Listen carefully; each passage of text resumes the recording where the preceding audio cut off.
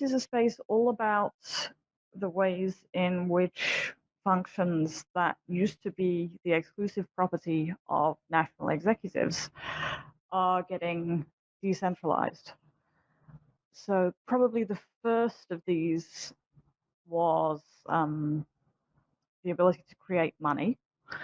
So obviously with the cryptocurrency revolution, that was a big deal. And now I've said the C word, we're going to have half the people dropping out because such has been my prior experience. But there are others. So, for example, we have 3 people here today to speak about different aspects of governance or government, whichever you prefer, that are ripe for decentralization and that we can make our own. Obviously, I have an interest in this because I am a humble functionary working for the Daobi project, which is a game that simulates an ancient Chinese state. So the idea behind it is you have to fight to build the biggest faction, and whoever accumulates the most followers, he gets to be chancellor of the state, and he can control inflation, and he gets a salary, and he gets to control the discord and have people sent into exile, and so on and so forth. So obviously, we're just simulating state functions at the moment, but hopefully one day, obviously, this will be a vast empire stretching across continents and executing people for real and so on. However, the speakers today are all doing things with a great deal of real world income, real world impact, I mean, and income, hopefully. But yeah, because this is all about decentralization, I'm going to shut up and let them introduce themselves. So I guess, Elaine, do you want to go first? Yes, sure. Well, thank you for the invitation, and you are funny. So, hi everyone. I'm Elaine. I am the co-founder and CEO of Metropolis Global, and what we do is we build digital nation stack for global citizens. And what do I mean by digital nation stack? It's just like what the host just said. A lot of countries are slowly moving towards attracting this global movement of digital nomad or digital professionals. And in this super connected world where we are today, like I don't even know which countries everyone's from in this Twitter space, right? And so these artificial boundaries, country borders, no longer make sense. So a lot of countries are moving to network, or a lot of people are looking to create countries in the internet. And what we do is we want to provide infrastructure, platform or ecosystem, or we call digital nation stack, to support this kind of a network state development, or to support legacy country to build their network country. So that's what we do.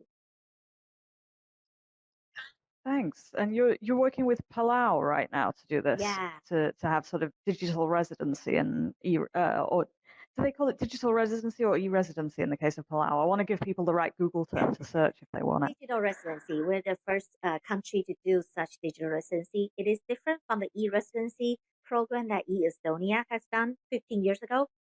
This has a special set of caveat that our legal innovation officer designed for the country of Palau. Okay, got it. Cheers. So yeah, Habsel, you're up. Tell us all about Urbit and Shakespeare and also your podcast and anything else you want to mention. Yeah, sure. Yeah, my name's Habsel Rigner, which is actually nom de guerre, I suppose. I so the name that I use is actually a name that we use on the Urbit network. I work for a company called Ukpor, which is a ZK rollup. If anybody has heard of zero knowledge technology, it's built on Urbit, settles to Ethereum, but I'm mainly here, I think, today to talk about Urbit, which I've been involved with for around 3 years. Urbit is a platform protocol, a technology for allowing people to have their own peer-to-peer personal servers. So instead of, say, for instance, connecting to your family through Facebook servers and having to be beholden to their rules and whether or not they're um, happy to have you there. They can snatch away your ID at any time if they don't like you anymore. The same with Twitter or any other centralized service. Urbit allows you to have your own server that connects to other people's own servers peer to peer. It provides you with both an operating system and a digital identity that is on the Ethereum blockchain. And yeah, I'll talk about that as we go along. Other stuff about me: I lived in China for about a decade, and recently relocated my family to El Salvador. And I think I bring that up because I think it might be relevant to our conversation about the things that are going on in El Salvador. Oh And yeah, definitely. yeah, and as you mentioned, I'm also like a weird Shakespeare guy, and for weird Shakespeare guys, today is Shakespeare's birthday, so I have to I have to mention that. And then also, Jen actually came on our podcast. Was it Thursday? Yeah, so Thursday or Friday, recorded a podcast with us, so you guys should look out for that next Thursday. It's called The Network Age. I'm sure we can share links around, and we talk about a lot of the stuff that I assume we're going to talk about today, but also the DAO stuff and runaway AI and stuff like that. Yeah, thoroughly recommend The Network Age as a podcast. And not just because I'm on it, although that's 90%. That's a good reason. That's 90% of the reason. Right. No, it is genuinely good. You should listen. Okay, Epsilon Praxis, who is the last but not the least of our speakers today. Please sort of jump in and tell us a bit about your backstory and your Jerome Powell fan fiction or anything else you want to mention. Oh, lovely. So I'm a finance and political writer. And so I have a blog of the same name, Epsilon Praxis, at epsilonpraxis.com. And I'm here to talk a little bit about my volunteer experience as an organizer for the Andrew Yang presidential campaign, which actually touched on a lot of different themes of decentralization, right? So things like, well, AI, automation, economic disruption, these were things that featured very strongly in our pitch. And so I'll be telling a bit stories about sort of a folk history about how do you convey these themes to, let's say, the masses, right, who may not be as sort of, let's say, tech savvy as some of our participants might be.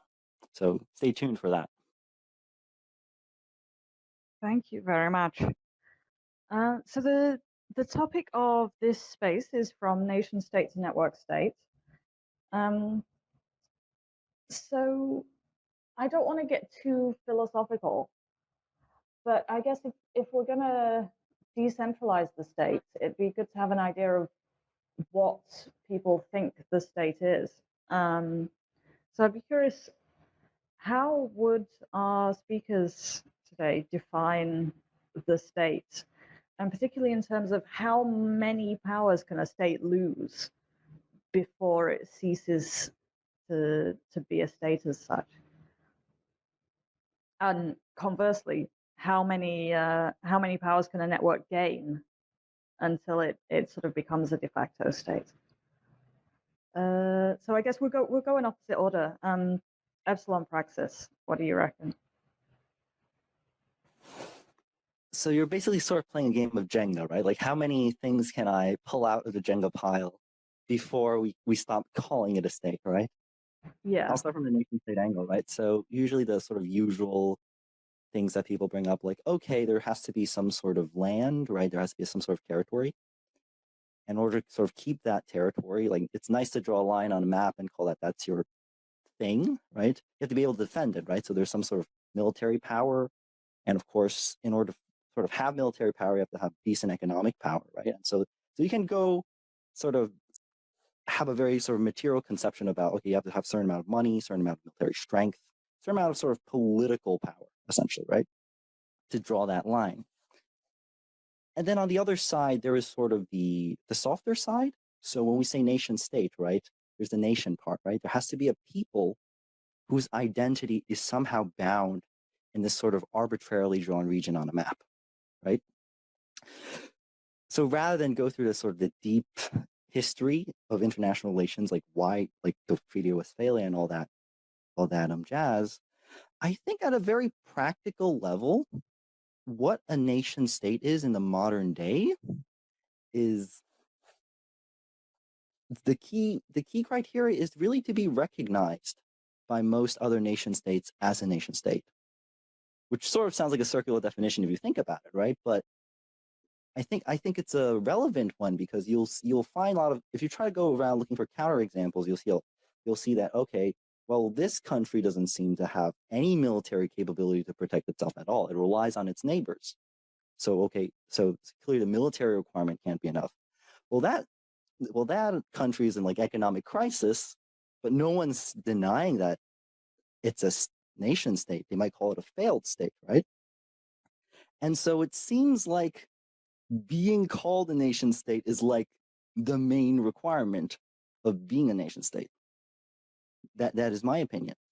And so if this sort of gets into the, okay, so some sort of self-identification or some sort of consensus from others is what matters, then by that criteria, well, how would a network state sort of, make its sort of like plant its flag on the map? Well, a network state is going to be a proper thing that people have to deal with once other people somehow recognize it, right? And I'm very flexible about what that means. I think the supposed originator of the idea, Balaji Srinivasan, has a sort of well put out on his sort of treatise on the nation state, like what that is. He has a sort of a multi-clausal, a long list of requirements. I think it's good, right? I think that's a particular version of what it could be. I just think that it has to somehow creatively amass enough political capital, social capital, military or economic capital just to be recognized, right? As something new, but deserving of consideration by the other power brokers in the universe, right? So I'd like to sort of use this sort of loosey-goosey definition to sort of begin our exploration. It's always fun to begin from a sort of looser definition and then let other speakers maybe contradict or add their own. Yeah, and I know I watched the podcast between Balaji and Vitalik about where they were arguing about the definition. So I guess I'll just read out Balaji's definition, which I know not anyone in Dalby agrees with in its entirety, but it's, since he did officially write the book, it's I guess the official definition now. So he says, a network state is a social network with a moral innovation, a sense of national consciousness, a recognized founder, a capacity for collective action, an in-person level of civility, an integrated cryptocurrency, a consensual government limited by social smart contract, an archipelago of crowd-funded physical territories, a virtual capital, and an on-chain census that proves a large enough population, income, and real estate footprint to attain a measure of diplomatic recognition. So yeah, and I think Vitalik's position is that isn't idealistic enough. He wants a more sort of benevolent Confucian vision of the network state that is generous to existing states and cooperates with them and does altruistic things. And I think most of the Dalby guys have a more cynical vision, probably. But also, I've seen people quibbling. So, for example, the recognized founder component. If you're really making a decentralized organization, does the founder matter that much? I mean, Dalby is now decentralized, so the founder doesn't matter. Who matters is the chancellor of the day. But yeah, everyone has their own perspectives. So I guess, Habsal, do you have anything to comment on this? Yeah, well, let me ask you this: does any structure state-like structure work without designated leader? Because it sounds like Dao Bi has the chancellor, and it doesn't work without the chancellor. So, like your statement was, like the idea of the Dao is that it's autonomous or maybe acephalous, but I'm not sure that I've ever seen that happen in practice. From my perspective, from the Urbit perspective, I think that the at least that part of the equation is sort of answered by everybody who is a first class citizen is potentially king. That is to say that, like, if I have my server with an ID, I have like first class citizen status. And so every man potentially the leader of his own country. But then again, even we have like a hierarchical structure, which I could speak about, I suppose. But yeah, I mean, what's a nation state? It has a geographic territory, and in um, sort of the modern, I suppose, the network state sense, you have to have a place that is jurisdictionally friendly to um, people who live there. So, for instance, El Salvador. El Salvador isn't necessarily like um, specifically necessary, but a place that is jurisdictionally friendly to the members of your network state, because people have to live and eat. Uh, People with a shared sense of identity. This is like the same as the maybe 16th or 17th century conception of the nation state. So there has to be some shared sense of identity, shared sense of culture, probably language, history, stuff like that. Pretty boring, like basic conception of the nation state, but I think that still applies. Uh, what else? Um, you typically what's required is a standing army, some defense, but again, I think you can, like, that's a block that you can pull away if you find jurisdictional protection, right? So, I mean, maybe we could talk about, was it Epsilon said pulling Jenga blocks away? You need protection. Doesn't necessarily have to be, like the maintenance of a standing army anymore, and some way to conduct trade and commerce, right? And so, whether that's the dollar or Bitcoin remains to be seen. But that's a block that you can't pull away. You have to provision some means of trade. Anything else? A legal framework, right? There has to be some sort of, if not a constitution, then some legal framework under which commerce is done and behavior is moderated and so on. Yeah, for me, I think that's roughly it. Cool. Yeah, I guess I'll sort of quickly respond to the first point. Yeah, I feel like I should distinguish between founders and leaders. So I'm very much in favor of having a clear leader, just if only because one is necessary to interact with the outside world. Loath as I am to quote Kissinger, when he said, "Who do I talk to at the EU?" You do need a sort of a guy who is in charge. I'm just not convinced that it needs to be the founder. So in the case of Dao Bi, I would say it's decentralized over time rather than space. So we do have this leader who has close to absolute power and is an autocrat, but he can also lose his position at any time. So in that sense, it's decentralized. Well, let me ask you a question. Let me ask you a question about. Sorry to turn the tables on you, but I have a question about that. How absolute is the power of the chancellor? Is there a break on his power? I would say only in the sense that technically it's only possible to mint so many Dao Bi in one go. You have to wait for the wait for the transactions to go through. But otherwise, yeah, he can do everything on the server except delete it, and we're adding in extra powers all the time. So hopefully he'll be as close to the real thing as possible at some point.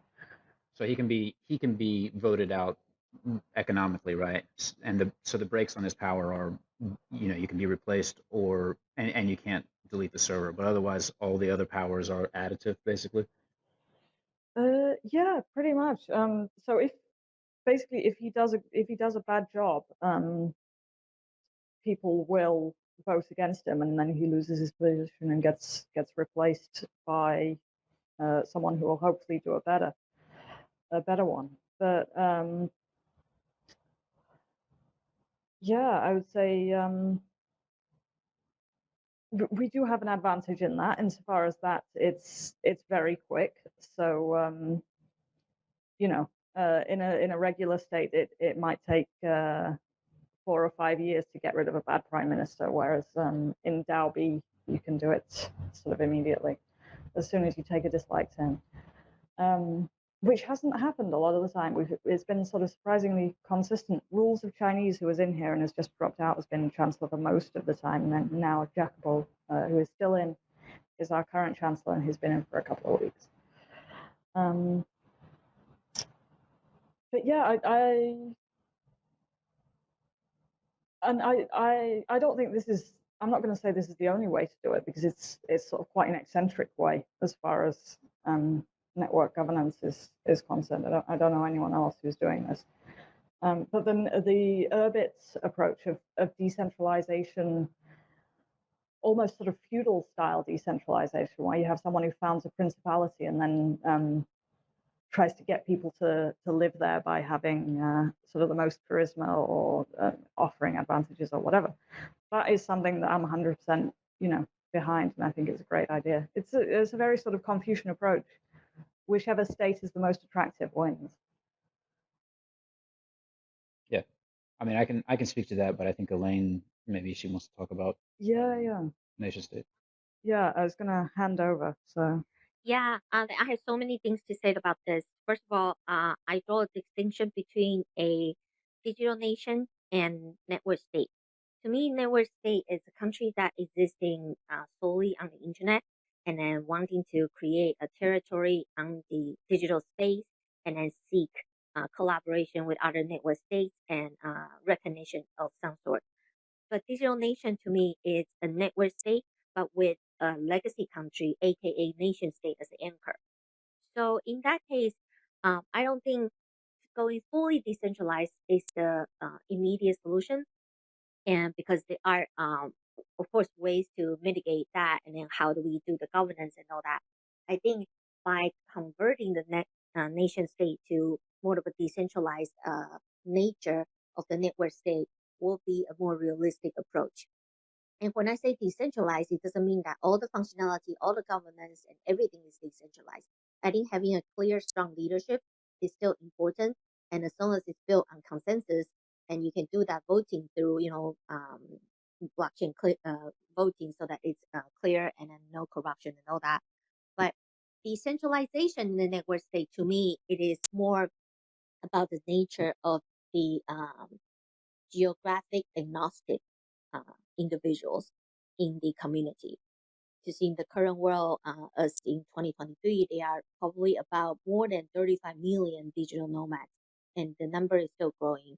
So, wanted to catch these group of geographic agnostic individuals, to have them to identify to this common ideology of a country, that by itself is grouping a decentralized group of people to form a country to do things together. And in my opinion, then that country will actually move things faster than the legacy country, where you just put a gun on the people and say, hey, because you're born here, so you're forced to pay tax to me, otherwise I'll put you in jail. So that approach wouldn't work anymore. And I think if countries still want to compete, individuals will win. And in the end of the day, then we want it to empower every single individual. And also, if you actually look on the dictionary definition, what is a country? And it will tell you that a country comprises two components. One is a government, and two is a territory. And traditionally, the definition of that territory is a physical territory that everyone else on the panel has spoken about. But in network state, that territory could be a territory in the internet, a gated community that is governed by some sort of identity that could be ZK proof or in under form of new technology, but it's gated and it's safe. And then within that community, people can conduct businesses, interactions, and all these other things, and feel safe about it. And then you can then form treaties among different of these gated communities. And gated communities is the network state. And then you can form that bridge to the physical state, the nation state, via some special economic zones, which I think El Salvador is trying to do too. And that's also what we are trying to do for Palau. And so they will then slowly evolve into sort of like a twin city concept, but twin nation, right? One is the legacy nation, and then the other one is the network nation. And then you have a special economic zone or the charter city or some sort of startup city to be the bridge in between both and to connect that and to get the best out of both worlds. Because to be honest, people still have to live in physical world. We still need food and water and safety and protection and military services and internet and all that. But at the same time, our aspiration, what we want to do for the world, what we think, what our thoughts, what our conversations are, all those things that can be carried over the internet are equally or sometimes more powerful these days. A lot of people these days actually matter more on the internet than physical world, right? Your digital identity sometimes outweighs your physical identity, especially for influencers, KOL, or anybody doing digital businesses. So where am I now? So that's how do we actually find a compromise between these two, and how do we actually find a happy medium? I don't think going fully decentralized create that sense of safety for people, and I also don't think that just going to old school, 18th century legacy country kind of thing will be good for people. So my vision will be to them work with these legacy countries and then form these parallel universe of network states. And then in addition of the United Nations, which is the treaties and unions among all nations, we can form a Digital Nation Alliance. I call it DNA. And in this DNA, we can then form treaties in a way that we want to work together to find a win-win. If some people want to form a country that is completely in monarchy style, and you can do that. And then if people want to sign up to be part of your country, then that's up to them, right? Nobody put a gun on your head and say you are forced to be in my country. This is so that people have the power to choose which country, which ideology they want to be a part of, and so that they can build together towards that goal. And I think civilizations will actually evolve better, smarter that way collectively. So that's the vision that I think a lot of us are thinking. And then going back to the apologies network state concept, the book was published August last year, but actually he was in. A lot of us know that the true founders of this idea of new governance is actually Patrick Friedman. Patrick Freeman Seasteading Institute, founded in 2013. It was a floating island concept in the international water. At first, it was a concept outside of San Francisco Bay on the international ocean, so that you can't really say it violates any of the UN, definition of a country, and it's on international water, so the UN can't say anything about it.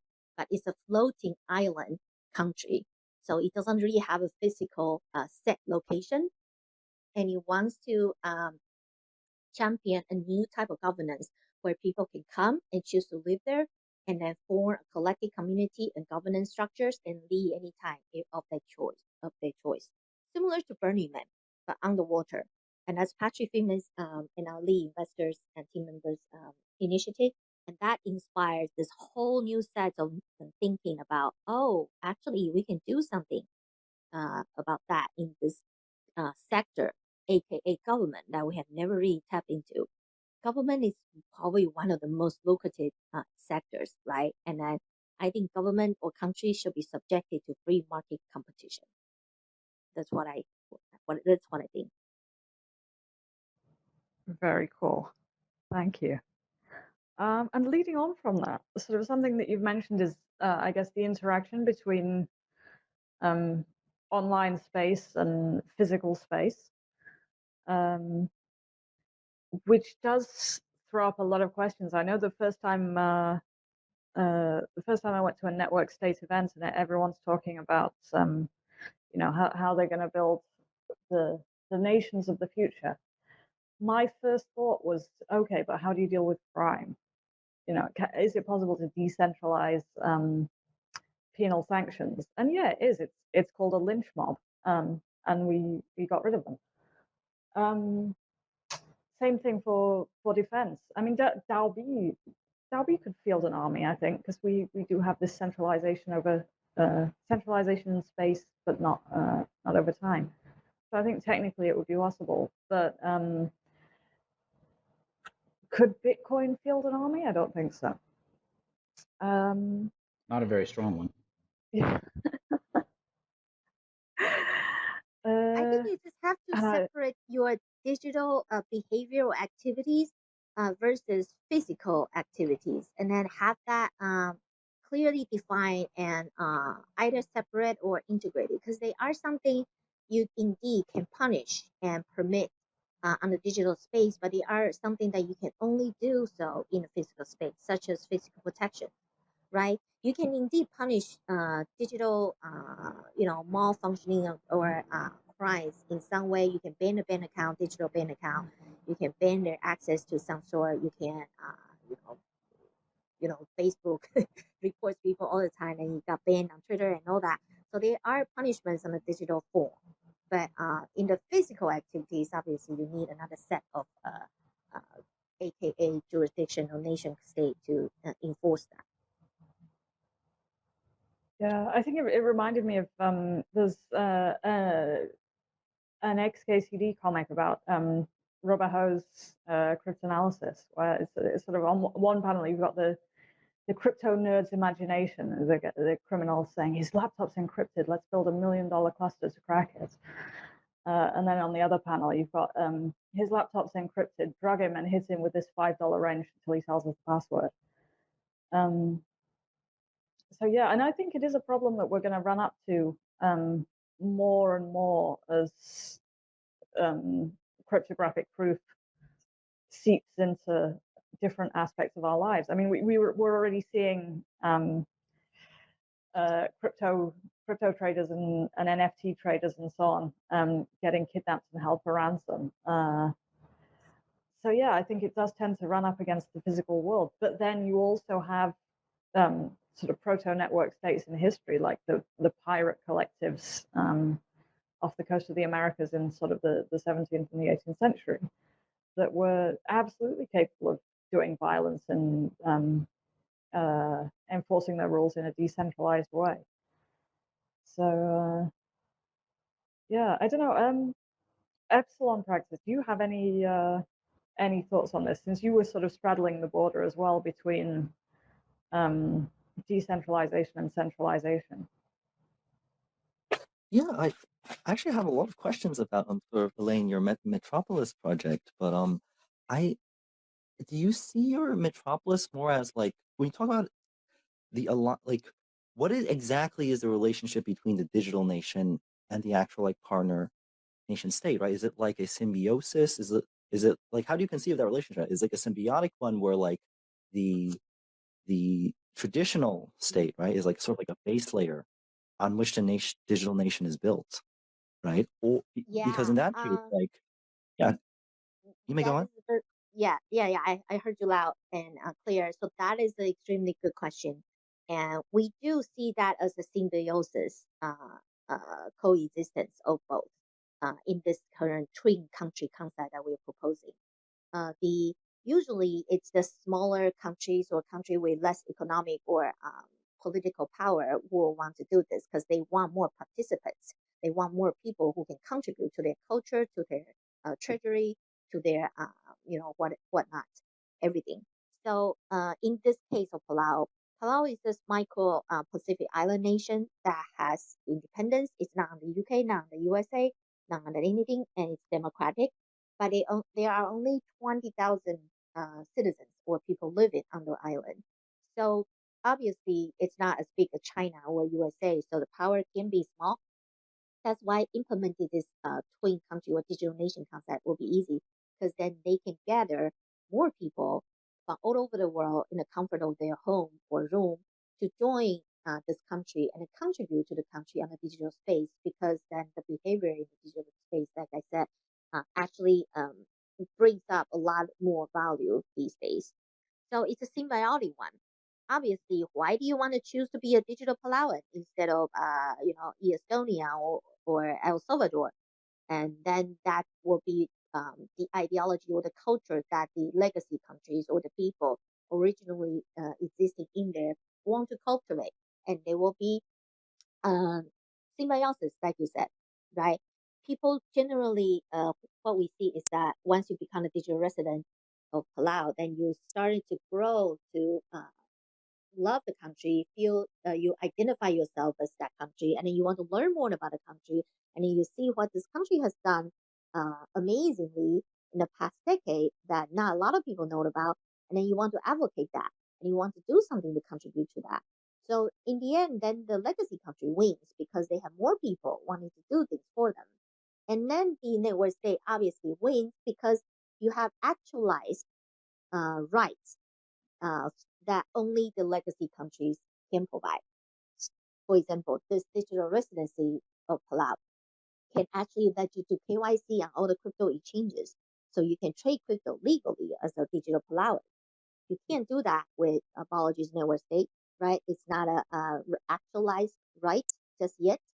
And of course, there are other things that we are planning to assist the country with, and we are also building a co-living space hub that you can interact with people on digital space and book a stay in Palau and also Taiwan or in countries in near regions to actually collect these digital nomads who identify themselves as digital Palauan to actually come to visit the country and stay and contribute there. So there are multiple ways to engage this digital community that benefits to the legacy, and then the legacy obviously can provide what the country can provide, the key governmental services and products.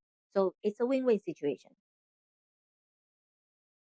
Can I just ask really quickly, the people who are you mentioned digital residents Resident, of, right? right? Are they physically located in Palau? Is there No, some like physical residence? Okay. So they do you can live anywhere in the world. You apply to be a digital Palauan, and then once you are approved, you get that right on the digital space as Palauan. And but then Palau also implementing new benefits. If you do want to visit Palau and live there, you can get 3 months of a visa and then with 6 months of extension to actually live there for 9 months out of the year and pay no tax, no capital gains tax, no income tax, and whatnot, and really know about the country. And so that's those rights and benefits. Yeah, that's interesting from the like the interaction between the virtual and the actual physical world. But I guess my concern, which is a concern with El Salvador as well, more or less so, I don't know, but the my worry if I were a digital resident of Palau participating in a network state is that I would then still be physically sort of beholden to the rules and regulations and even the censorship and well, so for instance, it's we can talk about a network state and all of the affordances it has, but like if I'm a if I'm a citizen of a network state that is centered in Palau, but I'm actually a Chinese citizen, my access can be revoked at any time, really, because my internet access can be cut off. So there's this interaction with the physical world that is sort of an unsolved problem, maybe. Yeah, and then that's probably still not the problem that any network state can solve at the moment, unless they also want to do what Free Republic of Lebanon is doing. The country started out as a tiny piece of land that nobody lives there, and then they built their country solely on the metaverse digital space. but they do have, and then afterwards, once they gather enough of people, they want to cultivate their physical land. So you can also go that route, but that people then of course then struggles to find international recognition from other countries. So of course, if you are a Chinese citizen, obviously where you are impacts your daily life. But censorships online, if you register on some gated community or even social media in the future or anything, if you register as a Palawan, then you don't get subjected to that right. But obviously, that also depends on the interaction of both countries in the physical world. So it's a complicated issue. But I see this more tying back to the immigration law that we all know very well, right? Um, Not everybody is as fortunate as me that I'm a global citizen. I have multiple passports. I travel to more than 100 countries. But 99% of people are bound to their home country and limited in such way. And even where they register their company or impact or hinder their startup or innovations. And that's got to change. And that's something that the network state or digital nation can offer. So that you can gain a certain degree of freedom, certain degrees of choice on the digital space. And then if you do have that choice, or if you are empowered to have that choice, then you can choose which digital nation or network state you want to be a part of. And if you at some point don't like it anymore, you can choose to leave. So that kind of freedom of digital movement or digital immigrations is something that I think will go a long way, but it doesn't solve the problem of your physical safety, obviously. So I guess related to this would be the idea of special economic zones. So I Yeah. think that comes up quite a lot in Balaji's book as a sort of stepping stone to true independence. So the idea that if you can have a physical zone that is managed by your DAO or whatever it is you've got. So and these things do exist. So there are places like Cul-de-sac in Arizona, and I think there's one called Puerto Norte in Nicaragua somewhere. Then you can beg your host government to sort of make allow you to make special laws, and it's something that I go on about a lot. I have a sort of pet theory that country clubs are going to be among the first wave of network states because they already have territory, they already have infrastructure for managing that territory, and they already have agreements with governments to allow them to apply special rules on their territory, so they can break licensing laws and things like that. And there's a DAO, Links DAO, that is trying to set up a worldwide network of golf courses. So if I had to bet on who would be the first true network state, I might actually suggest Links DAO. So yeah, golfers rise up.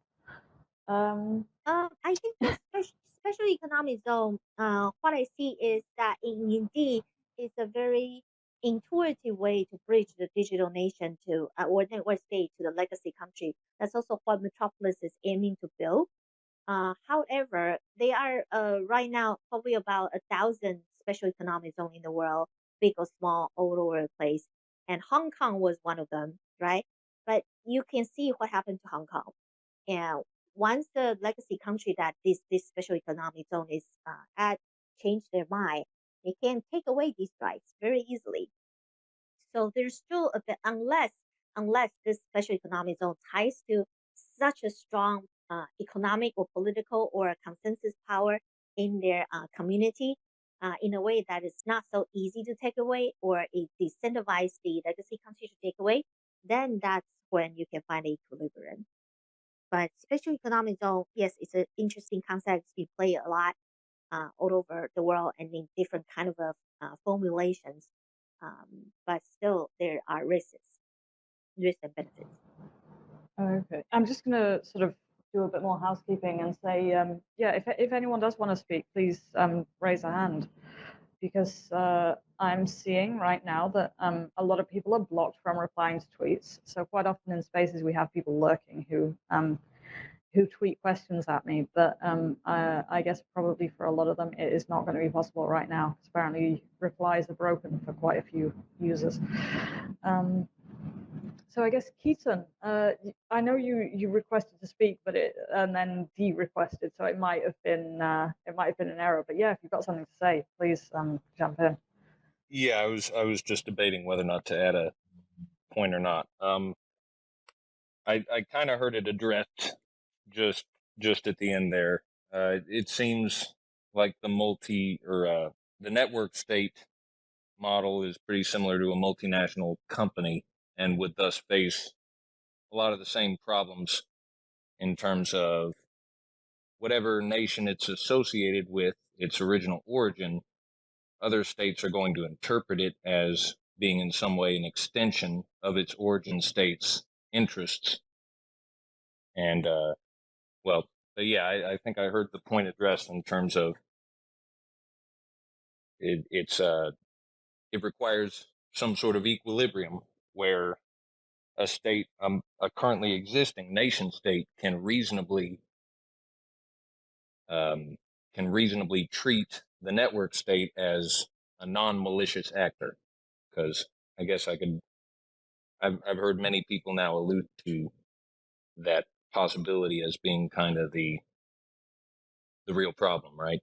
No matter to your point about you can invest a lot of money to crack cryptography, or you can seize the physical infrastructure on which it's hosted. Yeah, and I think that is sort of a topic that's coming up.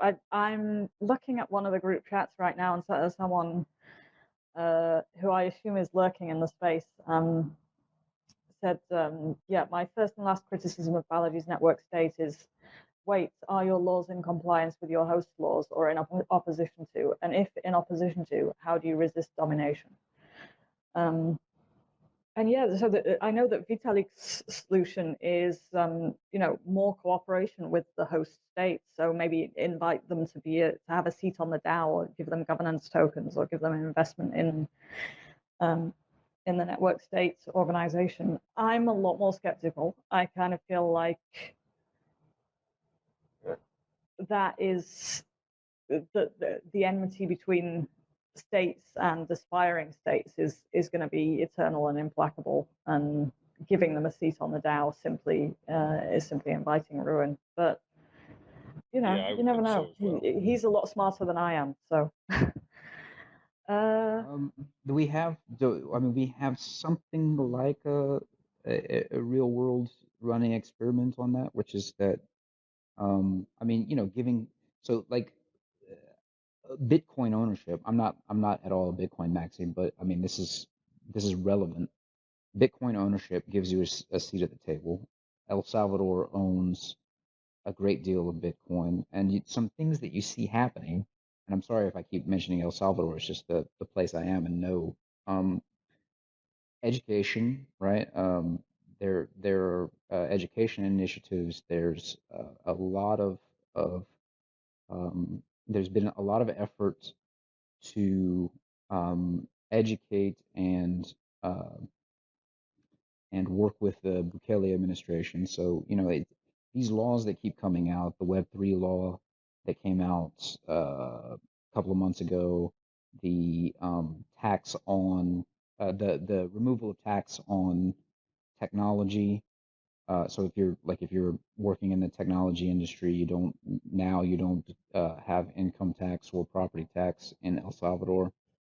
Starlink just 3 hours ago tweeted that El Salvador is now covered by Starlink. So I guess if you this is infrastructure, network state infrastructure. This is network state commerce, right? Bitcoin is accepted as legal tender, and I can say it works pretty well in this country. I can use it pretty much anywhere. So there's a couple of them, and this all came about as from people just working closely with the Bukele administration and having a sympathetic government here. But the failure mode is obvious, it seems to me. The potential failure mode is pretty obvious, which is that El Salvador has somewhere between 20 and 40% of its GDP is remittances from the U.S., right? So it's heavily um, dependent on U.S. opinion, and just how the U.S. government is going to treat El Salvador is a genuine failure mode, and this is probably the case with any of these potential like network state physical locations.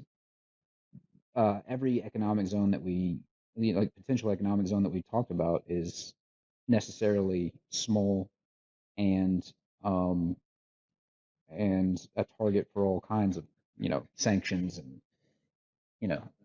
everything. So it's not just the failure mode to avoid is not just don't piss off your host state. It's also don't have your little host state ruined by a big player like the United States or China.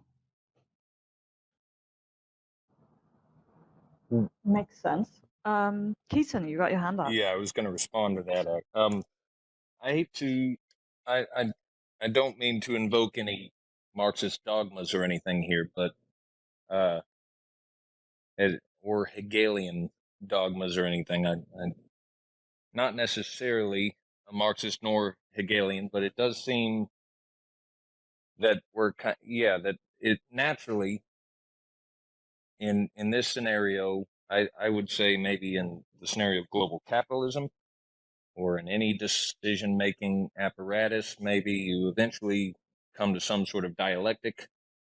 Sorry to prattle, but U.S.-China seems like a natural dialectic that any state kind of falls along an axis of one or the other, and kind of has no choice but to participate in that system. No matter, I mean, every independent policy that I've looked at in the Cold War anyway seems to have been fraught and still some way dependent on U.S. or Soviet sponsorship.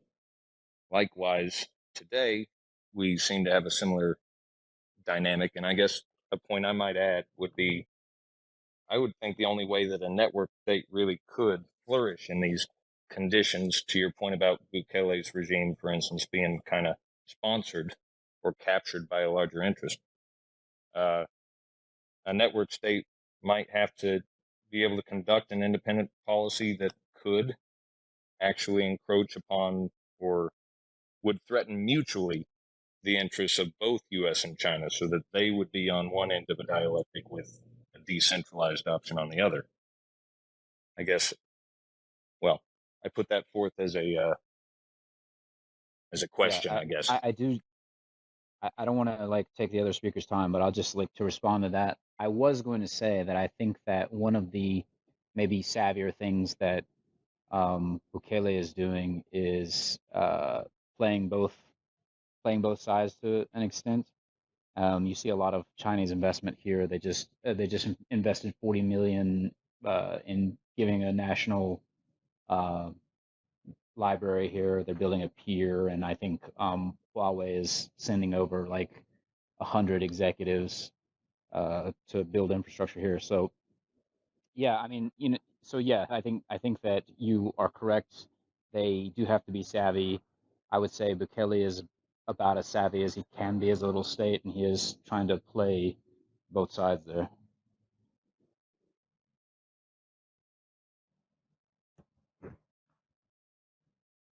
Oh, I was going to invite Rules to speak since he tweeted a reply, but Epsilon, you had something to say.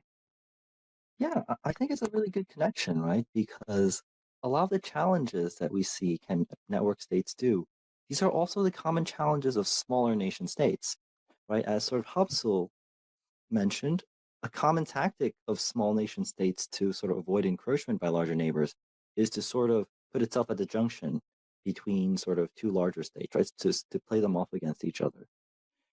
And I think this points to, okay, if you want to set up a network state, right, I could play the different power brokers against each other, or I could sort of seem too innocuous that I sort of fly under the radar. I think Somaliland would probably be an example of sort of flying under the radar as a sort of unrecognized state. And to sort of hark back to an even earlier thread of conversation, when we're talking about, well, network states have problem with physical access, right? That's also a challenge. Like, for example, China, the People's Republic of China, doesn't recognize dual citizenship, right? And so this was a big issue when there were British citizens in Hong Kong, which the People's Republic of China did not recognize as British citizens, but their own citizens, right? So this is not so much of an answer, but sort of just situating the context of this new thing in a context of a very much older tradition of sort of political wheeling and dealing throughout history, right? And I don't think the Hegelian dialectic business is actually sort of prattle, because the nation state itself emerged as a dialectic, right? So it sort of comes from the Enlightenment. It sort of comes from this interplay between you have a very local identity. So you used to have very local identities, right? Like, for example, okay, I'm part of my village. I know the people in my village, right? We could also be a part of a very larger identity like Christendom, which has sort of a very vague boundary, right? And so you sort of interplay between sort of these different historical forces, and then somehow the nation state emerges as a sort of, the nation state, if you think about it, is a very weird thing, right? Like, for example, I am American because I reside in this sort of arbitrarily drawn border, which was historically sort of created. Like, there's not, like, for example, I'm in New York, right? I am not that different if I sort of, let's say, move how many miles up north to, let's say, Toronto, right? Like, I have friends there. Like, we're not very different people across the Canadian-American border, but for some reason, because I was born here, that I am somehow different, right? I am American and they're Canadian, right? Like, there's a very sort of historical contingency to these sort of constructs, right? And so just as the nation state was once some sort of Hegelian sort of new thing, maybe there's a dialectic between sort of nation state and network state that will emerge a new thing. Maybe it'll look like sort of Elaine's project in Metropolis. Maybe it'll look more like Hopsel's project in Oakbar. Like, we don't know, right? Like, you never, living in history, know what comes out of the end of that dialectic. So to me, I'm mostly an observer, and hanging out on Twitter Spaces like these are really interesting, right? Like, you're sort of experiencing the first draft of history.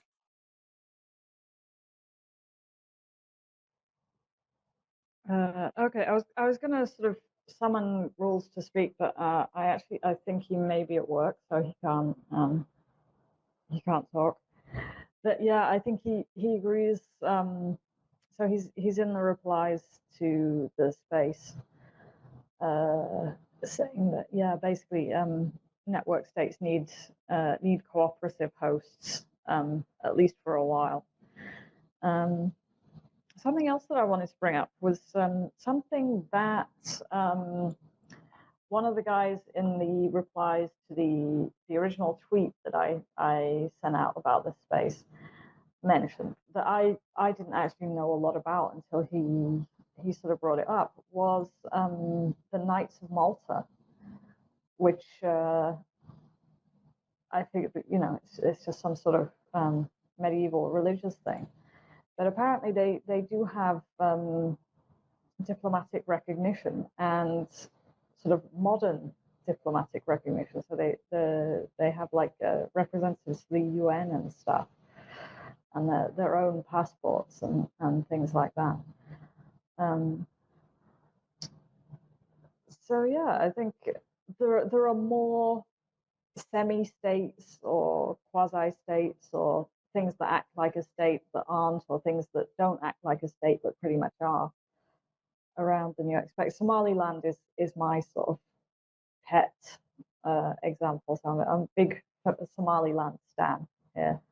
But even things like Orania in South Africa, which is the sort of the white town in South Africa that is causing waves on Twitter for being a sort of a racist project, is kind of, something network state adjacent. And we did have some discussion before this space about whether whether we should or shouldn't try and get someone from around here to participate, given the connotations that it has.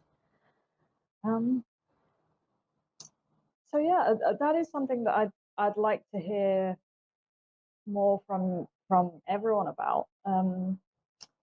What are some of your favorite examples of quasi states or neglected states or unrecognized states? I mean, I guess Elaine, Taiwan is kind of a big one, given the sort of semi-recognized state that it has. Yeah, definitely born and raised in Taiwan, and even though we're a thriving country, I want to call, but not internationally recognized, which is a joke. And then it's really like everybody knows Taiwan as a country, but out of political pressure of China, then they cannot just openly say so.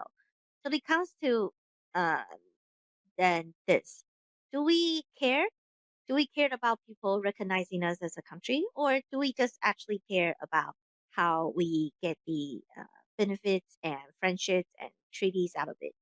Um, like I have my Taiwanese passport, I can travel to places using that. So do I really care that the Brazilian government doesn't see me as, from actualized country? I don't know. So I think that's also another question that the network states project leaders have to think. Do we really care about being recognized by UN? I don't think so. As long as we can form our own, alliance, our own group, and our own bubbles that we help each other out, we don't necessarily need the big brothers to say yes. As long as we can still get what we need and be sustainable in a way. Okay. Yeah, that so what but I guess if Taiwan was in a situation like I guess I would say Somaliland, which has never been recognized by anyone. Taiwan, I guess, benefits from the residual recognition that it had by a lot of countries during the mid part of the 20th century. So it's sort of grandfathered in. So I guess from that I would proceed to ask what degree of recognition it would be the bare minimum for getting by. I think Taiwan was recognized actually more on its evolved economic power. Similar to Hong Kong, we all know Hong Kong is just a special economic zone, but it got so rich and booming and uh, dense and diverse and just fun to be that a lot of people started to call Hong Kong a country to a degree that China didn't like about it. So that's what happened. So I think it's just how a region or a country want to be make yourself to prove yourself, I guess. I don't know whether that answers any question. Are we doing cool states still? Because you brought up the Knights of Malta, which I know a little bit about, and actually is a pretty cool state. They were they I think that they actually um evolved out of the Knights Hospitaller.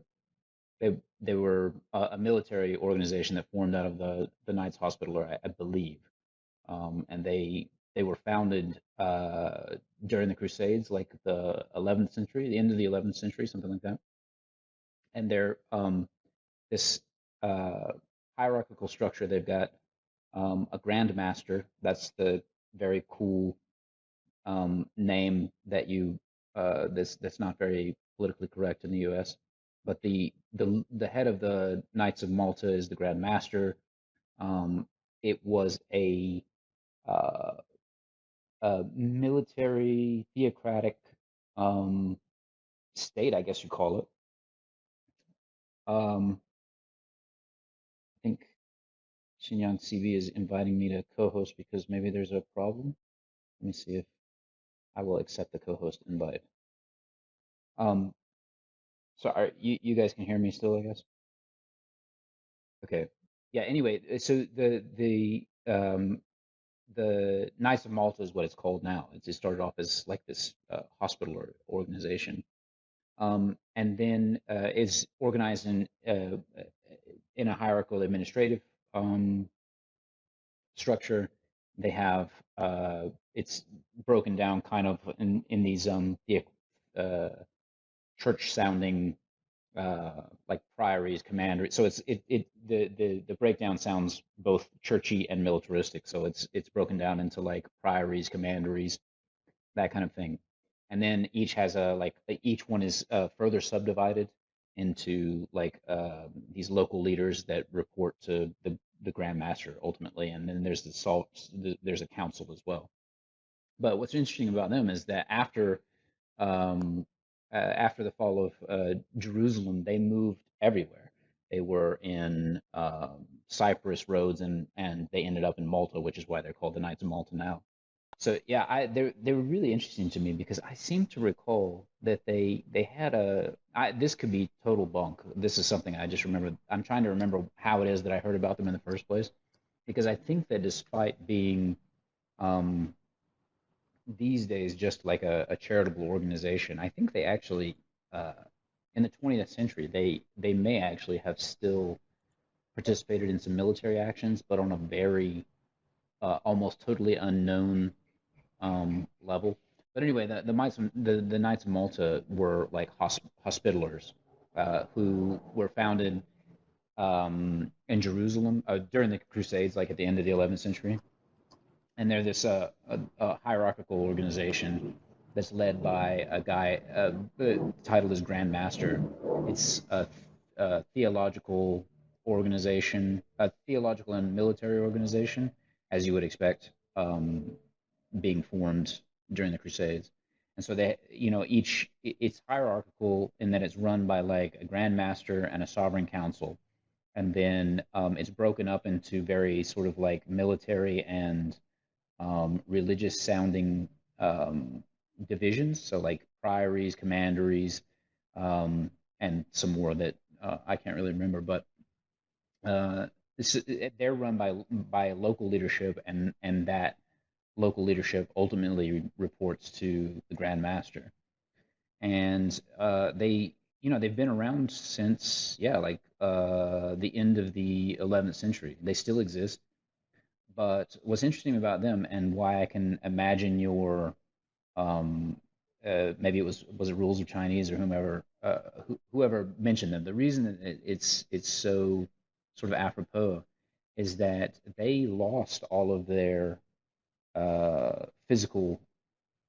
They lost their land basically, and they ended up moving to and this is after the fall of Jerusalem, right? That's the reason they lost all of their like actual physical location.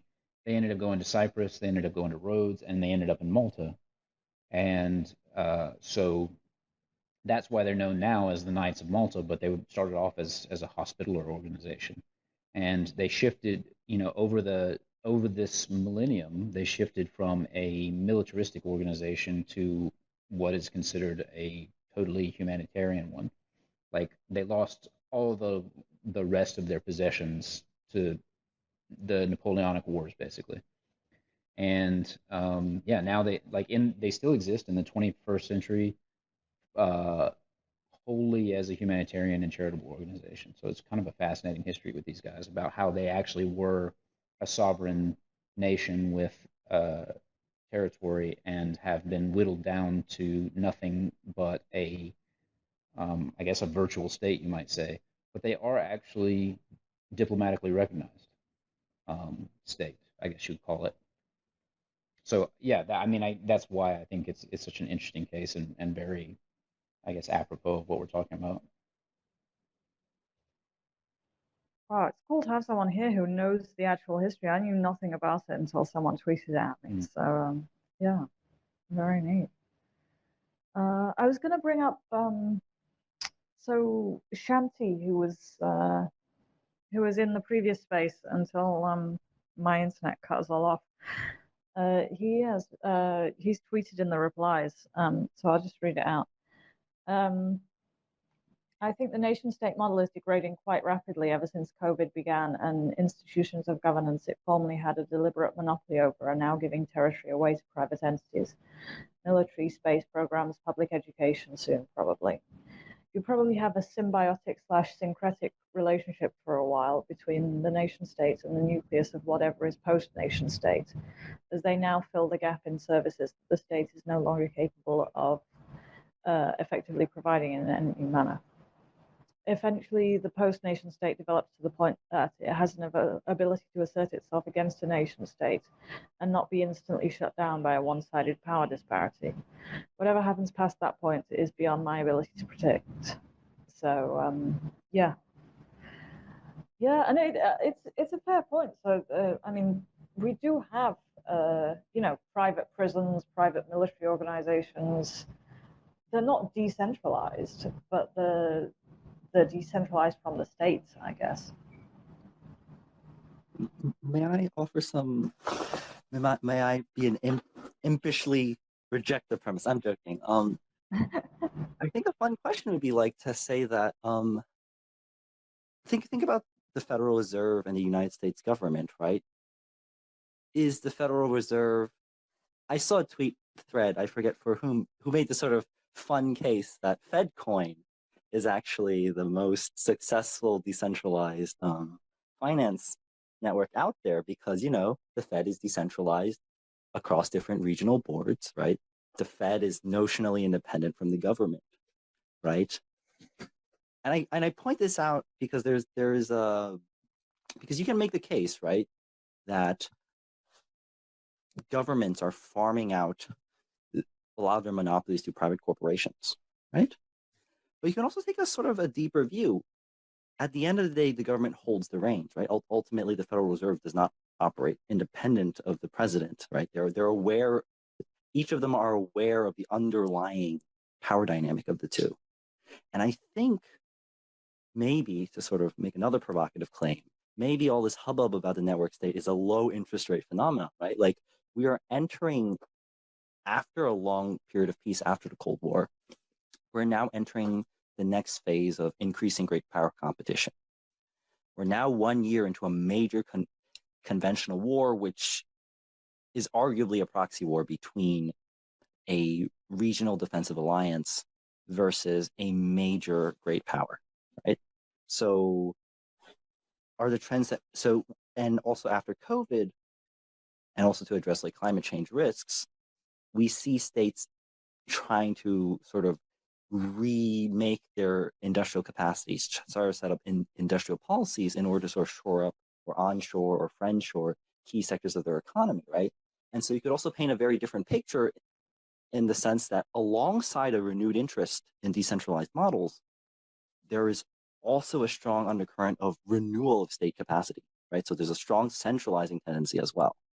So how do you square these two sort of things that are clearly happening? Will one sort of overwhelm the other? Will they both sort of evolve alongside each other? I think is an open question.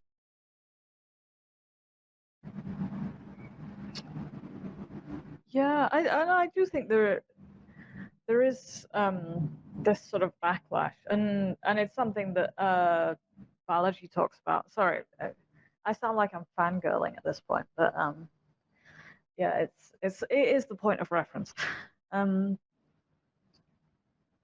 The idea that the sort of the next big trend for the political and media establishment is going to be patriotism rather than wokeism, and this is going to be a reaction against more and more people rejecting the particular vision of society. So whether on the left or the right. So you've got the Black Lives Matter, and then you've got the Trump supporters, all more or less rejecting the center. And so he's arguing, I guess, now that you're going to have more of these conflicts as an attempt to prop up the current system. So you've got the New York Times agitating for a war with Russia or a war with China or whatever.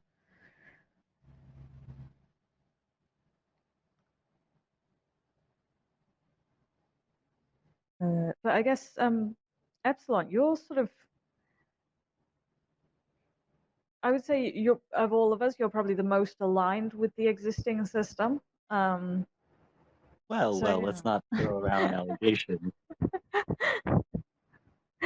What is alignment anyway? I guess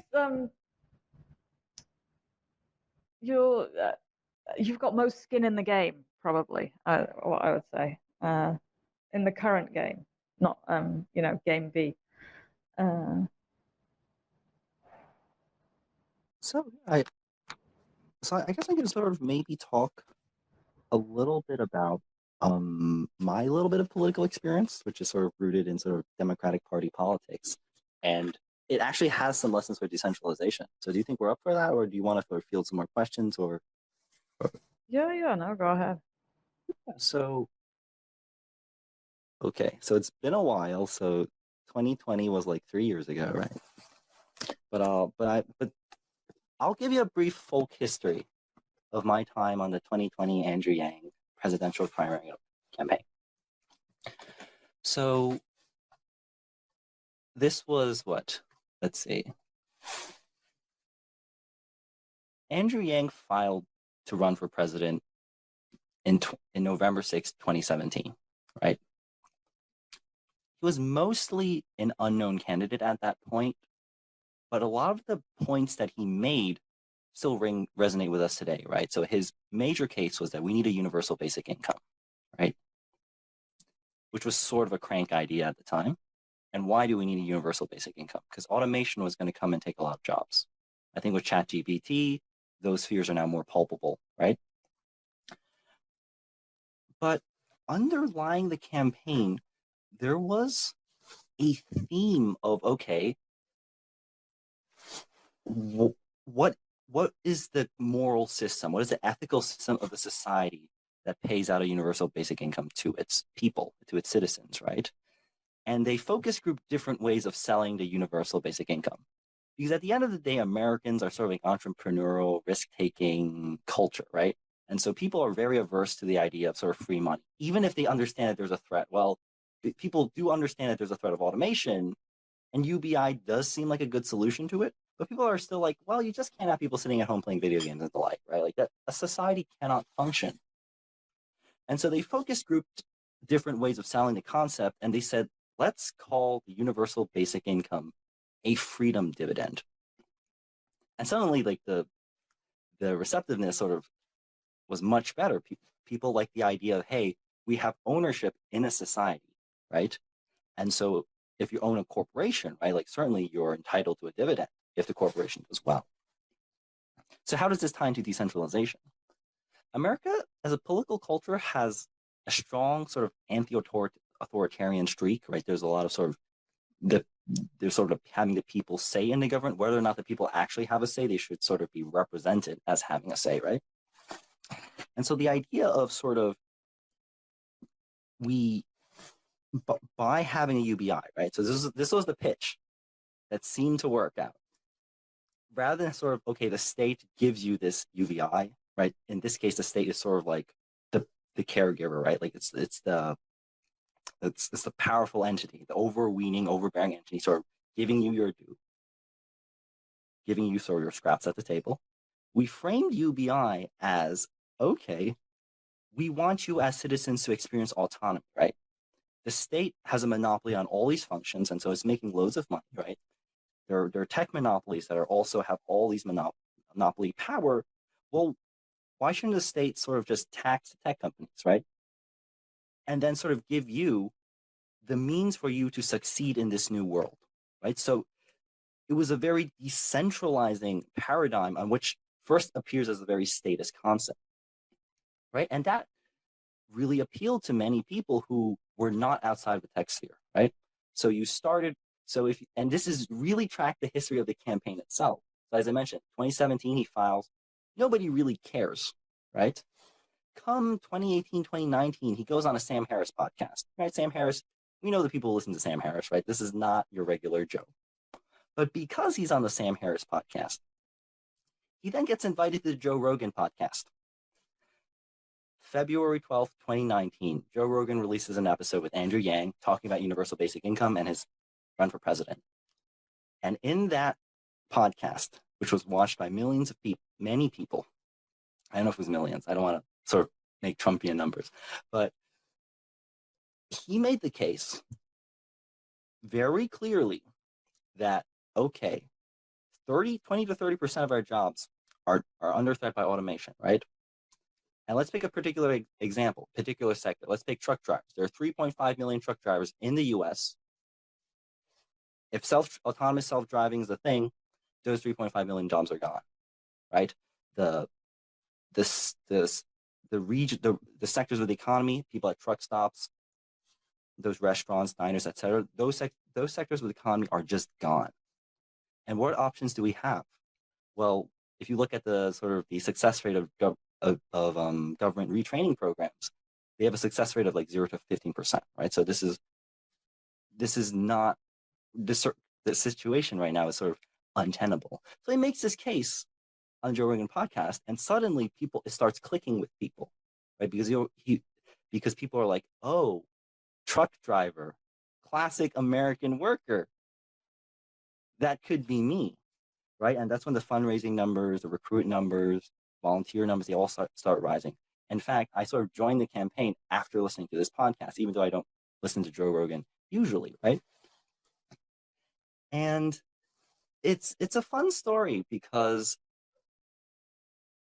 after this is when the campaign starts growing. They start getting on a debate stage, and there's all sorts of everything sort of, you start getting media coverage, right? And that really made me realize one thing. If you're trying to have a sort of anti-establishment, decentralized movement, right, you have to understand the centralized algorithms that govern your life. So in our cases, there are two central algorithms that we needed to game. One was social media, right? We didn't get money until we picked a part of social media algorithm that can just exponentially boosted us, right? And that was getting on YouTube. That was good. And the second centralized algorithm was the American political system. So think about how many people are in the US, right? There's like 360 so million. Can you imagine you as one person trying to sway half of that? That sounds impossible, right? That's 150 million. Okay, but then think about how many people actually vote. Maybe you get 40, 50% turnout. So okay, of those half, let's say you run in Democratic politics, so that's half of a half, right? But you don't even need to win all the Democratic votes, right? You run in a primary. Most people don't run in a primary election, right? And then from the primary, well, how many people do you have to actually win in the primary to make a dent? Well, you have to win in the first state, Iowa, right? So how many people are in Iowa? Iowa has a population of, I don't know, a couple million. It's less than New York. How many people actually vote in the Iowa caucuses? And once you keep drilling down to those numbers, you realize, the people who actually vote in the Iowa caucuses, around 180,000 people, you just need tens of thousands of people to turn out for you, right? And so that was the whole game plan. Make a splash in the Iowa caucus, get yourself on the map, and so somehow sway tens of thousands of rural Iowans. And suddenly the task of sort of trying to run for president to sort of enact universal basic income across the country now feels doable, right? And so take this as a fun story, a parable, some words of advice for how you create a successful decentralized project, despite being sort of surrounded by much more successful centralized rivals. Pick fights that you can win, right? Like scope out your project correctly, and be smart about the kind of fights you pick. So yeah, with that, I've sort of talked for a bit. I'm happy to take any questions, or we can move on to a different topic. I'm good. Yeah, I think that is sort of the big criticism of my aggressive pro-network state position, that there can be no compromise with government, etc., etc. The smart thing to do is to compromise. I think there's like both of those are probably true, which is that you have to LKY, and it's probably not wise to say out loud that you're going to do an LKY, but that is to say you have to work with the communists and pretend to be one, and then once you're in and well loved and you've built your power base, then you can be Lee Kuan Yew, right? But you have to do both, right? You have to start off by ingratiating yourself to your host and then, flip the switch and become the madman, the wonderful madman that resides inside us all. Oh, cool. Yeah, Keaton, go ahead. Or I guess another. I mean, it gets a little too grandiose, but capture the government in that kind of if the network state captures a government, which to the point about the U.S. primary system, like that's a vulnerability, I guess, and a lot of Republican systems have a lot of redundancies built in to prevent rapid change, but as well, I'd say as a function of the nation state's degradation in the modern world, its organs function less efficiently, the checks and balances function less efficiently, and so as a direct result of the state or of many modern states not being nimble enough to address modern concerns, I took the moral of the Yang story to be, in order to decentralize, you must capture the centralizing apparatus and pass decentralizing policy.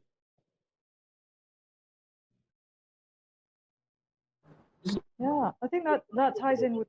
Oh, sorry. No, go ahead. I was gonna. Like, there's always an inside strategy and there's an outside strategy, right? There's what you tell your own people, and so you tell the people outside, right?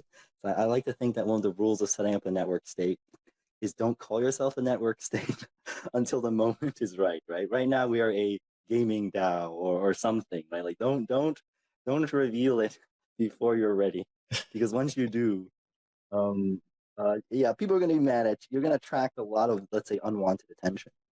This But is another Fed point I want to posting, make right? is that, Is that what they say? Sorry.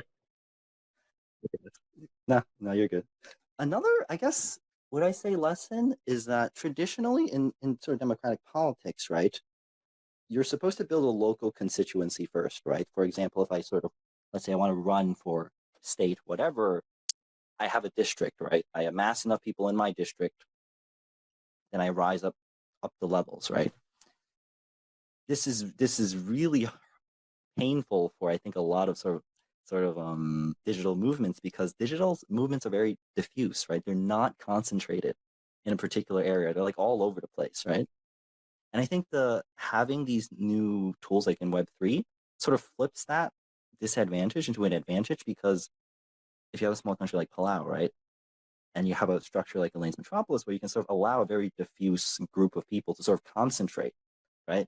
Suddenly, that diffuse identity is a strength, right? Like, because you have a diffuse group, like, you have the benefits of diversification. You can get a bunch of people with different backgrounds and skills, and you are not particularly exposed to any country's laws, right? Because presumably people come from all over the place. If they're digital nomads, right? Like, it'd be a little strange if all the digital nomads just like came from the US. Right? Like, I'm sure they come from all over the place. So yeah, try to see your weaknesses as strengths, or rather just at the very least mitigate sort of the disadvantages of your so-called weaknesses. And if you can leverage them as strengths, that's also pretty good. Like it was funny that the Yang campaign had sort of people on Reddit from outside the US. Like, we have people in Europe who are like extremely invested in a Democratic Party primary election. And of course they can't donate money because that violates all sorts of campaign finance laws. But some of them were like donating their time. They were helping, like making memes, making infographics, and just, they might be like, calling volunteers and stuff like that, right? So like, that's extremely powerful as a political movement, to be able to call on so many people. It is extremely powerful, and that you're right. That diversity of our demographic is indeed a strength. It brings so much of ideas and inspirations to the country. But one thing I must point out, though, it's also because partially because Palau, it's a more neutral country. It's not like China or United States or Russia in that sense. Like, they have very extreme and very strong positions that it's hard to stay neutral when you are that kind of country. But Palau is neutral. but what it's really good for, what it's really strong for, what is their ocean conservation and sustainability. And that concept is very, very global, universal, and very neutral by itself. So it's also important to choose your battle and where you fight the battle and where you set up your network state and such diversity, or where you introduce such diversity to start with. Yeah, it's sort of like if you play the game, the old Flash game on Pandemic, right? You always have to restart the game until you start in Madagascar so you can like spread around. Yeah, I guess so. So yeah, in addition to that, I was gonna sort of bring in, I guess, Shanti, but also there's comments on the Discord. So Shanti, I read your replies out earlier before you were back into the new space. So which I guess it's kind of relevant to what we're doing here about the idea that as states give away more functions, they tend to lose almost lose respect, that kind of. And on the Discord, we've got someone saying that in the case of Singapore and LKY, Singapore's independence was enabled by the British Empire's delegitimization. So the fact that it lost Singapore in World War II, basically. So yeah, I guess there is the psychological factor of just the fact that more and more people are looking for alternatives right now, and a lot of the alternatives are going to be pretty unpleasant. So things like Al Qaeda, but or the Taliban or whatever. You're saying that the Taliban, the glorious Taliban, is an unpleasant option? Oh yeah. Sorry. Sorry. Any Taliban listeners? That's my main constituency. Yes, the Islamic Emirate of Afghanistan. Get your terminology straight. You're right. So I thought you were bringing on, like the two extremes here, the Andrew Yang and the Taliban guy. Well, that's everyone says that the U.S. is going to be split between the Mormons and the Amish. It's actually going to be the Andrew Yang campaign and the Taliban. So fascinating. I just learned that the Mormons have an absolutely massive presence in El Salvador. I mean, as a percentage of the population, there's like 128,000 Mormons here, and they just got started in the country in like 1951. So I don't know. There's a lesson there in the power of making babies, I suppose. Yeah, I mean, Mormonism is another good kind of proto-network state. I doubt they're going to get Deseret back anytime soon, but yeah, they're extremely efficient at what they do. And then you have sort of weird little examples that break pretty much every rule for getting people in and getting people sort of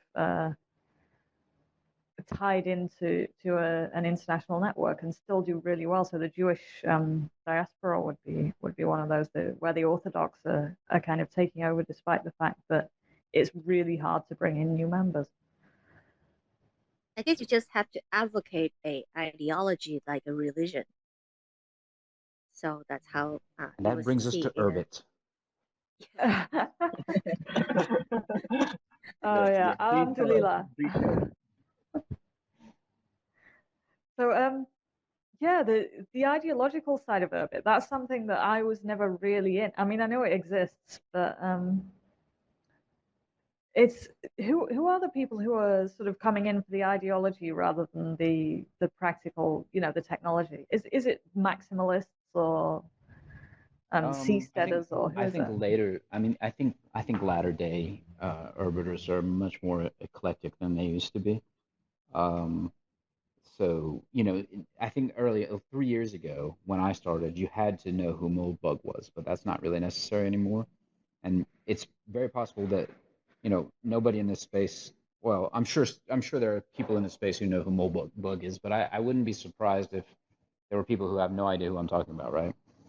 Um, but 3 years ago on Urbit, everybody knew who he was, right? Um, and that, uh, there's the cypherpunks, the early cypherpunks. There were a lot of those, and people like me. I'm not like a Moldbug fanboy, that's for sure, but it's a interesting, um, politically interesting, or maybe like the historiography of 20th century politics was interesting. Um, and I think a lot of people still are, while not libertarians themselves, are probably sympathetic to or libertarian leaning sympathetic or whatever, whether it's actually a workable political theory or not. I think you're going to find people who want to print their own guns. You're going to find um, Bitcoin maximalists.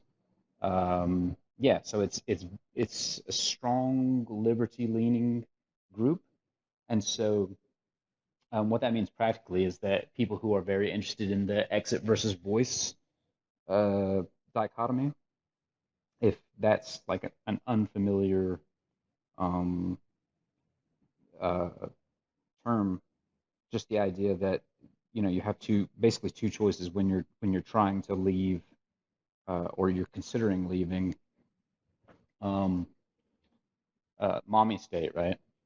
Which is that you can try to accrue more voice within the system that you're working in, or exit. And Urbit is sort of maximally exit, which is to say, built into the protocol is the ability to always exit.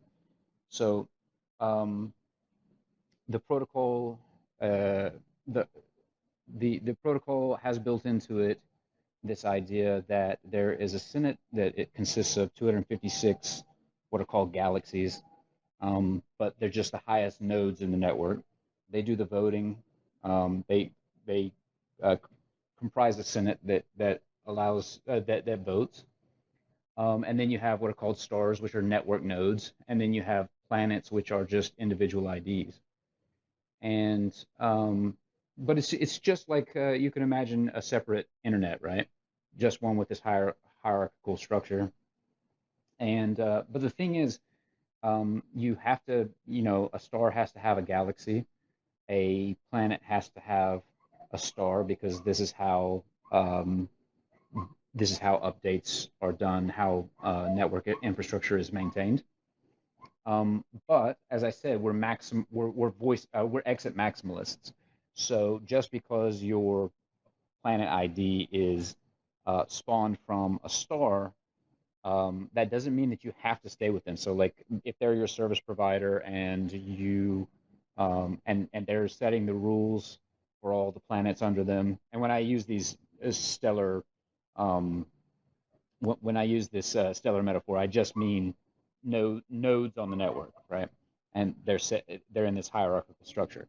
So just because you are a planet under a star, that and that's where you get your updates from, and they're the ones who are doing, like, you're under their rule set. Well, if for some reason you don't like their rules anymore, or the way that they're offering services or whatever, built into the protocol is the ability to exit. So you can always leave that star and move to another one. So you can always leave that network node and move to another parent network node.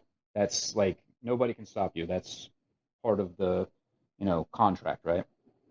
And yeah, so that is the sort of foundational, uh, or one of the very large foundational um, uh, things that fall out of the ethos of being able to, everyone can always exit. Um, yeah, have I rambled on enough about Urbit for a minute? This is, Yeah, it's always good to hear about what you're doing, yeah, because so I'm on the borders of it and I don't really keep up with necessarily all of the politics of it. So yeah.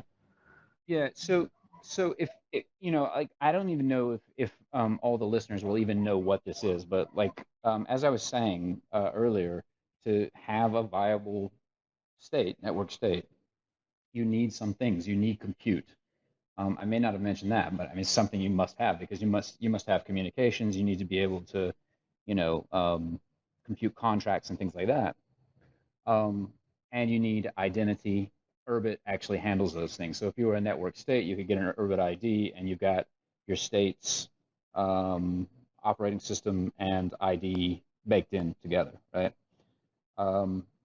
And yeah, so those are necessary, like fundamental component parts of a state, being able to compute and being able to have like first class citizenship identification, right? Those things are provided, and the ethos provides for this idea that if you're in if you're under a ruler, let's say, I'll just use the term ruler, but really it's just a network node, you always have the option to move to another one. That's baked in. Yeah, so I guess, I mean, in that case, there's no question of its sort of having the penal or military functions, but also no desire to have them either, really, I guess.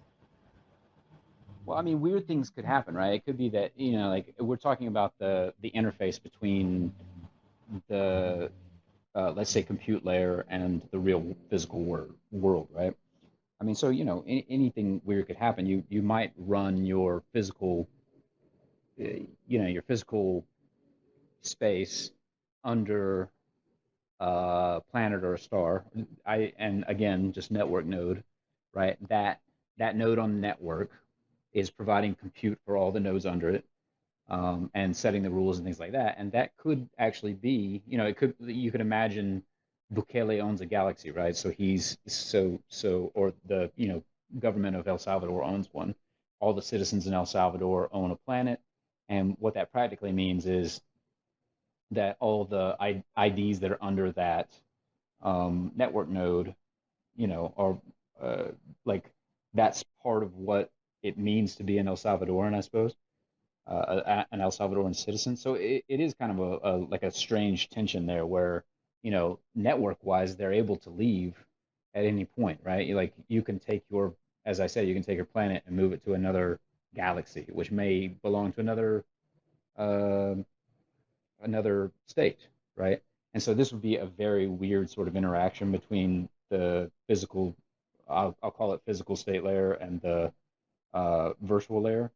We've got a very weird situation where like it's a requirement of El Salvadoran citizens to have these planets under the Bukele galaxy, but they have the right in the protocol to move that planet anywhere they want. So it's just another one of these weird situations that is going to have to be dealt with.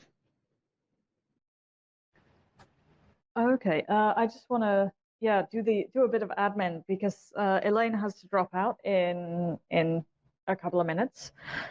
So I guess this concludes the formal part of our talk, as they say. But if people do want to hang around and just sort of talk about network states or anything else after that, then yeah, feel free. I know we've got someone in the Discord bringing up the question of organized crime. So yeah, the mafia, the semi-decentralized state-like entities that do military and judicial functions and law enforcement and so on. So that's another one. But yeah, Elaine, thank you very much for joining. And now is the time to plug your product and throw out any sort of freebies, offers, any call to actions you want. Yeah, thank you for inviting. And then this is such an interesting time. I mean, for all the evolution of the network state sector, and I would love to, stay in contact and just learn more about everyone's project, and especially what happened in El Salvador as well. So, but us, yay! So we are Metropolis Global. We are building digital nation stack and to assist the country of Palau to change their tourism-based economy to a digital and technology and Web3-based economy. So I think a lot of people have in Web3 community has heard or known that we launched the world's first digital residency product that was launched last year. And our first digital resident was Team Draper. Vitalik also became one early this year. And everybody can apply on rns.id. And upon approval, you become a digital resident of Palau and you get actual rights and benefits. And you can use that identity to do KYC on 80% of crypto exchanges like Binance, Coinbase, whatever, and trade crypto and pay no tax to Palau. And in the future, we will have corporate registry platform. You can register your company, and that legal wrapper is Web3 friendly. And we're also going to curate a investment platform for everybody to come to invest to accelerate the development of a special economic zone or a charter city of Palau. But most importantly, at this immediate future, we are also organizing the first Palau blockchain conference in September. So stay tuned on our Twitter, Metropolis Hub. Give us a follow, give me a follow, and stay in touch. And drop me a DM or anything if you want to collaborate. All right. Thank you, everyone. I had a great time Thanks. here. Thanks. And yeah, I'm very sort of bullish on Palau digital identity. I will probably get one myself at some Yes, point. please do. Yeah. Uh, All right. Thank you, everyone. Bye. Thanks. Bye. So I guess we'll do everyone's product push in one go, and then we'll do the after dark section once we're done with that. So I guess I'll just quickly do a Dalby promo. So yeah, we're a game based on Han Dynasty politics. We're the opposite of Google. Our motto is "Do be evil." You win by scheming and out-politicking your rivals and make real-world money that you can sort of spend to buy things. If you want some Dalby, you can join the Discord server, and there's sort of plenty of links everywhere in the thread that goes along with this. But or just message me, and I'll hook you up with someone who will get you some. Oh, Rules was just in the chat. Rules and Jacobo were just in the chat, and they've already left. So, but otherwise, yeah, they will be more than happy to bribe you as active players. Habsel, do you have a call to action to give us? Oh, yeah, shill your hosted. It's Yeah. hosted planets that are the thing right now, right? Right, yeah. So like I think that the big hurdle for a lot of people who have historically not been able to get on Urbit is because you used to have to start it up from like the Linux command line, which was kind of a big hurdle, especially for non-technical people. Now though, the space has evolved to the point where there are very sophisticated hosting companies. We have a partnership with one of them, and I have some free planets that I'll give away. So if anybody's listening, you can DM me on Twitter, and you'll get your free Urbit ID and free hosting. It's very, very easy to set up now. I think all you need is an email, and it's a very, very easy setup and onboarding process. Yeah, so Uqbar is my company. I am the community manager for them. Uqbar is building a zero-knowledge rollup that settles to Ethereum, but it's built on Urbit.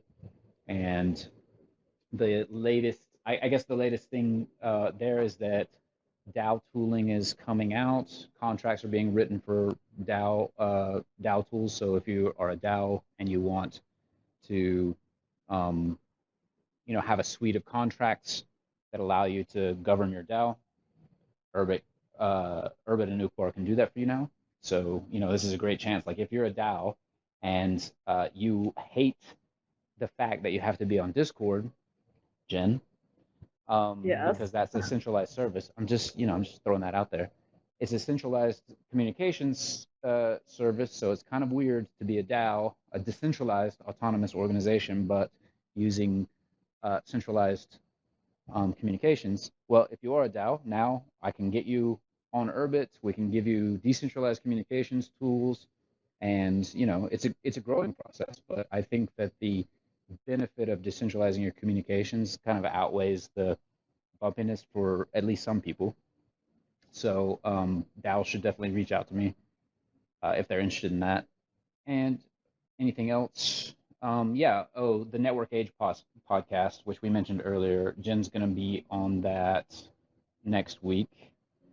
And if you just want to if you want to listen to it, we've had a lot of great hosts. The most recent, great guests. The most recent one was Jay Brookman, who got really into GPT-4 and invented jargon, language for interacting with GPT. That was the most recent podcast. You guys should go check it out. You can Google the Network Age. It's not the Network State podcast. That is Balaji very unkindly, I think, creating a podcast after we created one called the Network Age. It's called the Network Age. Google it. It's rss.com and Apple podcasts. And I think that covers everything. So yeah, send me a message and get a free planet with free hosting. Yeah. I already have one, so I'm full like NovMep on Urbit. So yeah, if you want to DM me on that, go ahead. Okay.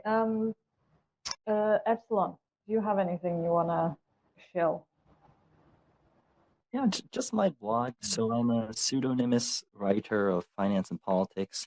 If you have anything interesting you'd like to share, feel free to DM me and pitch me something. I'm always eager to listen to people with different experiences than I am, especially if you're working on just something cool. I'm happy to hear it.